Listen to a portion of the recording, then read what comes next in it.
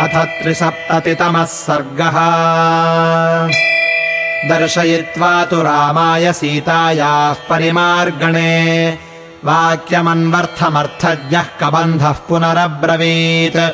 एष रामशिवः पन्था यत्रैते पुष्पिता द्रुमाः प्रतीचीम् दिशमाश्रित्य प्रकाशन्ते मनोरमाः। जम्बूप्रियालपनसान्यग्रोधप्लक्षतिन्दुकाः अश्वत्थाः कर्णिकाराश्च चूताश्चान्ये च पादपाः। धन्वनानागवृक्षाश्च तिलका रक्तमालकाः नीलाशोकाः कदम्बाश्च करवीराश्च पुष्पिताः।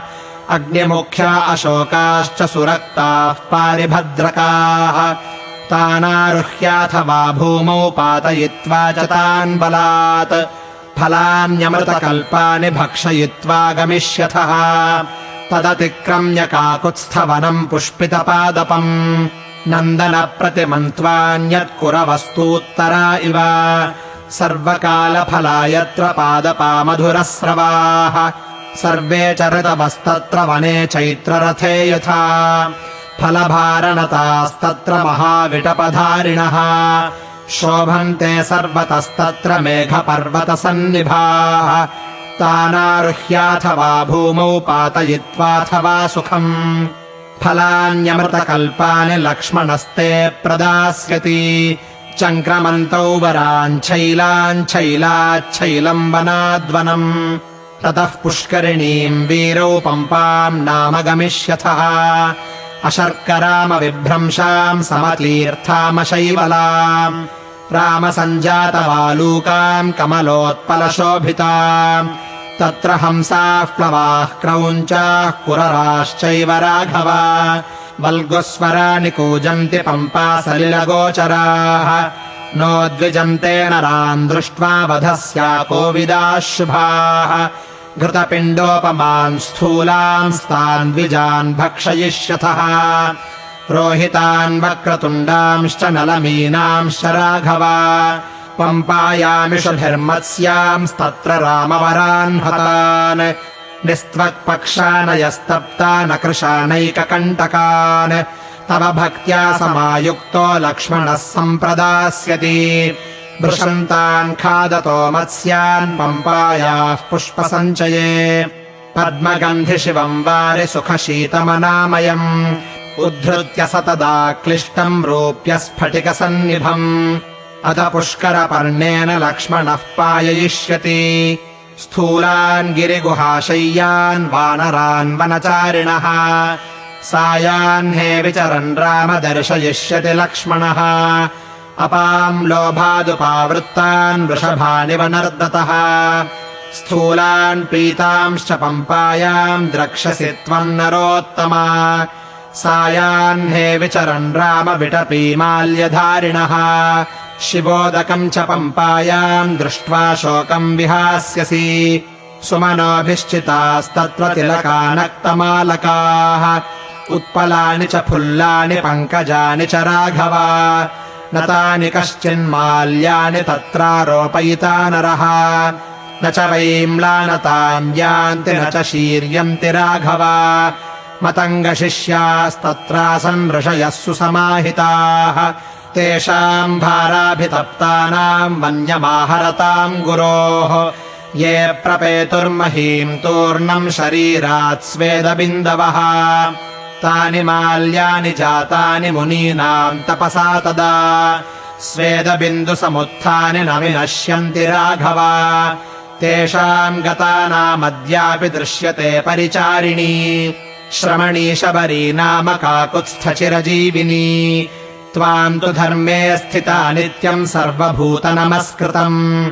दृष्ट्वा देवोपमम् रामः स्वर्गलोकम् गमिष्यति। ततस्तद्राम पम्पायास्तीरमाश्रित्य पश्चिमम् आश्रमस्थानमतुलम् गुह्यम् काकुत्स्थ पश्यसि। न तत्राक्रमितुम् नागाः शक्नुवन्ति तदाश्रमे। ऋषेस्तस्य मतङ्गस्य विधानात् तच्च काननम्। मतङ्गवनमित्येव विश्रुतम् रघुनन्दन। तस्मिन्नन्दनसङ्काशे देवारण्योपमे वने नानाविहगसङ्कीर्णे रंस्यसे रामनिर्वृतः ऋष्यमूकस्तु पम्पायाः पुरस्तात्पुष्पितद्रुमः सुदुःखारोहणश्चैव शिशुनागाभिरक्षितः उदारो ब्रह्मणा चैव पूर्वकालेऽभिनिर्मितः शयानः पुरुषो राम तस्य शैलस्य मूर्धनि यत्स्वप्नम् लभते वित्तम् तत्प्रवृद्धोऽधिगच्छति यस्त्वेनम् विषमाचारः पापकर्माधिरोहति तत्रैव प्रहरन्त्येनम् सुप्तमादाय राक्षसाः तत्रापि शिशुनागानामाक्रन्दः श्रूयते महान् क्रीडताम् रामपम्पायाम् मतङ्गाश्रमवासिनाम् सक्ता रुधिरधाराभिः संहत्य परमद्विपाः प्रचरन्ति पृथक्कीर्णा मेघवर्णास्तरस्विनः ते तत्र पीत्वा पानीयम् विमलम् चारुशोभनम् अत्यन्तसुखसंस्पर्शम् सर्वगन्धसमन्वितम् निर्वृत्ताः संविगाहन्ते वनानि वनगोचराः वृक्षांशद्वीपिनश्चैव नीलकोमलकप्रभान् रुरूनपेतानजयान् दृष्ट्वा शोकम् प्रहास्यसि राम तस्य तु शैलस्य महती शोभते गुहा शिलापिधाना काकुत्स्थदुःखम् चास्याः प्रवेशनम् तस्या गुहायाः प्राग्द्वारे महान् चीतोदको ह्रदः बहुमूलफलो रम्यो नानानगसमाकुलः तस्याम् वसति धर्मात्मा सुग्रीवः सह वानरैः कदाचिच्छिखरे तस्य पर्वतस्यापि तिष्ठति कबन्धस्त्वनुशास्यैवम् तावुभौ रामलक्ष्मणौ स्रग्वीभास्करवर्णाभः खेव्यरोचत वीर्यवान् तम् तु खस्थम् महाभागम् तावुभौ रामलक्ष्मणौ प्रस्थितौ त्वम् व्रजस्वेति वाक्यमूचतुरन्तिके गम्यताम् कार्यसिद्ध्यर्थमिति तावब्रवीत् स च सुप्रीतौ तावनुज्ञाप्य कबन्धः प्रस्थितस्तदा स तत्कबन्धः प्रतिपद्य रूपम् वृतश्रिया भास्वर सर्वदेहः निदर्शयन् राममवेक्ष्य खस्थः सख्यम् कुरुष्वेति तदाभ्युवाच इत्यार्षे श्रीमद् रामायणे वाल्मीकीये आदिकाव्ये अरण्यकाण्डे 370तमः सर्गः।